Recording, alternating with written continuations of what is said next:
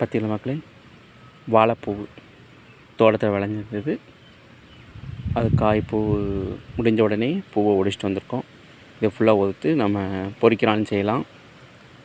பச்சை மாவில் போட்டு சின்ன சின்னதாக வடை மாதிரி போட்டு சாப்பிட்லாம். மொறுன்னு டேஸ்ட்டாக இருக்கும்.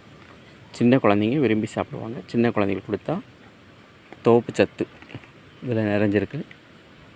ப்ரெஷர் எல்லாத்துக்குமே நல்லது. பெரியவங்களும் சாப்பிட்லாம். இது வந்து தோட்டத்தில் உள்ள நாட்டு முருங்கைக்காய். செம்ம டேஸ்ட்டாக இருக்கும். சின்னதாக தான் இருக்கும், ஆனால் ருசி சிறந்ததாக இருக்கும். ரொம்ப அருமையாக இருக்கும். இங்கே தோட்டத்தில் இருக்கோம். தோட்டத்தில் இந்த வீடியோ இதை பார்த்தீங்களா? வாழைப்பூ இன்னொரு பூ கொலை போட்டிருக்கு பார்த்தீங்களா? தெரியுதா? இது வந்து கோழிக்கூடு வாழைப்பழம். கோழிக்கூடுன்னு சொல்லுவோம் எங்கள் ஊரில். இந்த செடிக்கு பேர் ஏலக்கிழங்கு, கப்பக்கிழங்கு, மரவள்ளிக்கிழங்கு.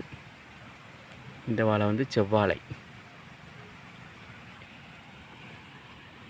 இது எங்கள் தோட்டம். தென்னை மரம்.